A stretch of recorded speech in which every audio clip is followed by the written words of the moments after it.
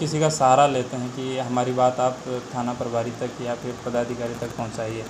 तो उसमें क्या होता है कि वो कई बार उनसे पैसे भी ले लेता है और फिर बाद में एक समाज में हवा बन जाती है कि इस आदमी को लेके जाएंगे तभी हमारा काम होगा, जिस चीज़ को हमें पूर्णतः एकदम अवॉइड करना चाहिए।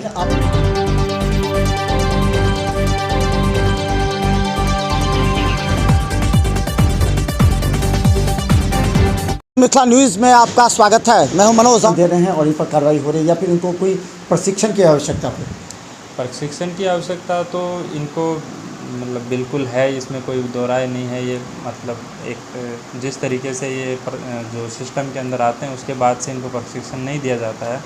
और दूसरी बात ये कि इनका जो काम करने का तरीका है वो इनको पूरे गांव के बीच में रह के फिर इसी गांव के जो आपराधिक तत्व हैं उनकी सूचना देनी रहती है। तो इनके ऊपर हमेशा, और ना इनके पास कोई हथियार रहता है, इनकी सुरक्षा का भी इनको हमेशा डर रहता है। तो इनको जो थाना का जो प्रशासन है उसको हमेशा जो अपने चौकीदार हैं उसको एक मनोबल उनको बढ़ाते रहना चाहिए, अन्यथा उनका मनोबल गिर जाएगा और फिर बाद में वो सूचना देने से भी डरते रहते हैं। तो उनको प्रशिक्षण के हिसाब से उनको जो नई तकनीक से जो आजकल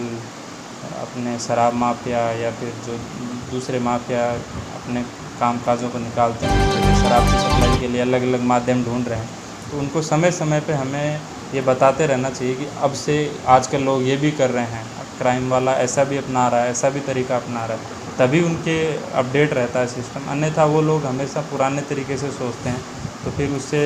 जो फ़ायदा नहीं पहुंचता और सूचना थाना को नहीं मिलती है। एक पुलिस पब्लिक रिलेशन को लेकर के मुख्यमंत्री ने भी कहा था और इस पर कई काम भी हुए, सभी एसएसपी अपने स्तर से भी काम करवाए थे थाना के बाद से। एक चीज़ हमने कल एसएसपी से भी ये बात पूछा था कि हर थाना में सीसीटीवी कैमरे मौजूद हैं और थाना प्रभारी तो खैर जो भी करे, डीएसपी या एसएसपी अगर उसको देखें कौन सा व्यक्ति बेवजह बार बार थाना आ रहा है और इसे संदिग्ध चेहरे का अगर विश्लेषण किया जाए तो ये वो लोग हैं जो समाज में पुलिस की छवि बर्बाद करते हैं, पैसा भी लेते हैं पुलिस के नाम पर और पुलिस की छवि बर्बाद करते हैं। ऐसे दलालों पर जो शब्द है उस पर अंकुश लगाने के लिए किस तरह के कार्य किए जाने चाहिए? जी बिल्कुल, जिस आदमी को कोई शिकायत हो, उसका आवेदन हो, वो डायरेक्टली पुलिस के पास आके दे सकता है, तो उसको किसी के साथ आने की ज़रूरत नहीं है। प्लस आजकल हर थाना में आगंतुक कक्ष भी बने हुए हैं, वहाँ पर उनके बैठने की कुर्सियाँ भी लगी हुई हैं, वो आते हैं बैठते हैं, उनके पानी की व्यवस्था रहती है, सब आके वो अपना आराम से कर सकते हैं। और फिर जैसे ही वो पदाधिकारी के पास उनका नंबर आता है, अपना आवेदन देके अपनी बात रख सकते हैं। अगर वो ऑफेंस कॉग्निजेबल है तो उनका एफआईआर भी दर्ज होता है। परंतु कई बार क्या होता है कि जो गरीब तबके के लोग होते हैं या फिर जिनकी आवाज़ उतनी बुलंद नहीं होती है, वो लोग किसी का सहारा लेते हैं कि हमारी बात आप थाना प्रभारी तक या फिर पदाधिकारी तक पहुंचाइए। तो उसमें क्या होता है कि वो कई बार उनसे पैसे भी ले लेता है और फिर बाद में एक समाज में हवा बन जाती है कि इस आदमी को लेके जाएंगे तभी हमारा काम होगा, जिस चीज़ को हमें पूर्णतः एकदम अवॉइड करना चाहिए। आपने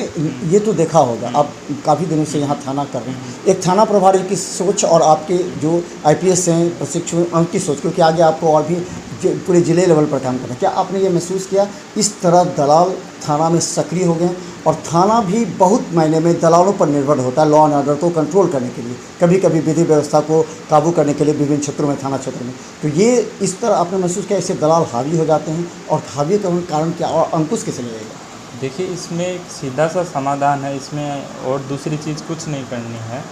अगर कोई पर्सन आया है थाने के अंदर तो जो ओडी पदाधिकारी या फिर अगर थानाध्यक्ष स्वयं मौजूद हैं तो स्वयं थानाध्यक्ष उसकी बात को सुन लें,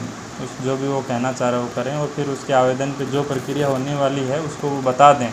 तो फिर उसको ये विश्वास हो जाता है कि हाँ ठीक है, मेरी बात मैंने रख दी। तो उसको फिर बाहर जाके वो 4 लोगों को और बताएगा कि मेरी बात मैंने खुद रख के आया हूँ, मुझे किसी की ज़रूरत नहीं पड़ी। तो इसमें जो मेरा जो अभी 2-3 महीने का एक्सपीरियंस रहा, इसमें हमने ये देखा कि अगर आप कोई आता है तो आप अगर उनकी बात सुन लेते हैं तो अगली बार से वो आदमी उसके साथ नहीं आता, वो खुद ही अपने आप आके अपनी बात रखता है और फिर जो भी उसकी फरियाद या जो भी होता है कि मुझे दिक्कत है, तो वो अपने आप रखता है, उसको फिर आने की ज़रूरत नहीं। बट अगर होता क्या है, कई बार अगर हम किसी को नहीं सुनेंगे तो फिर उसको लगता है कि ये मेरी बात नहीं सुनेंगे, तो फिर जो किसी ने बताया था कि उसके साथ जाओगे तभी काम होगा, तो फिर वो उसको लेके आता है, फिर वो पीछे ले जाके उससे कुछ अपना लेन देन भी कर लेता है, जो कि बहुत गलत चीज़ है। तो अगर डायरेक्टली आए, यहाँ CCTV लगे हैं, उसको किसी की ज़रूरत नहीं है, कोई गलत काम भी उसके साथ नहीं हो सकता है, ना उससे कुछ किया जा सकता है, तो आके अपने बैठें। और जैसे अवेयरनेस की ज़रूरत है इसके मतलब इस क्षेत्र में पूरे। जी जी, ये तो इसमें दोनों स्तर से ज़रूरत है कि पुलिस भी अपनी पहल करे कि हाँ, हम जो भी आएगा उसकी बात सुनेंगे, और जनता को भी ये देखने की ज़रूरत है कि CCTV लगा है, सब लगा है, और मोबाइल इंटरनेट का ज़माना है, तो हमें कोई वो दिक्कत नहीं है कि किसी को अपनी बात रखने के लिए भी हमें किसी एक का सहारा लेना पड़े। अब अंतिम सवाल,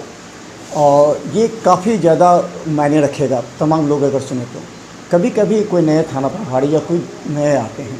उनको थाने के अंदर कुछ लोग ऐसे जो कहीं ना कहीं से प्रभावित हैं, चाहे वो दलाल से हो, एजेंट से हो, किसी अधिकारी से हो, पूर्व के अधिकारी से हो। इस परिस्थिति में आपको कभी लगता है कभी मिसगाइड करने का प्रयास किया जाता है किसी पर्टिकुलर केस में? जब कोई ऐसा केस होता है, जब वहाँ खुद आप घटनास्थल पहुँचते हैं तो आपको वस्तु स्थिति कुछ और नज़र आती है, लेकिन आपको मिसगाइड भी किया जाता है। इस तरह के कार्य होते हैं क्या कभी ऐसा? जी, देखिए, इसमें क्या रहता है, जब भी कोई आवेदन देने आता है तो वो किसी के विरुद्ध दिया जाता है कि वो मुझे परेशान कर रहा है, या उसकी वजह से मुझे हानि हुई, या उसकी वजह से मुझे प्रताड़ना हुई है।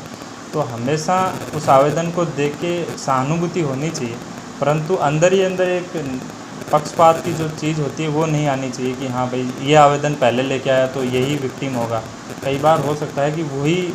अक्यूज़्ड होता है और विक्टिम कोई और होता है, तो उसकी पूरी जांच करवाने के बाद ही वो क्लियर होता है कि ये विक्टिम कौन है। तो जो निष्पक्ष जांच होती है वो इसका समाधान है। दूसरा ये है कि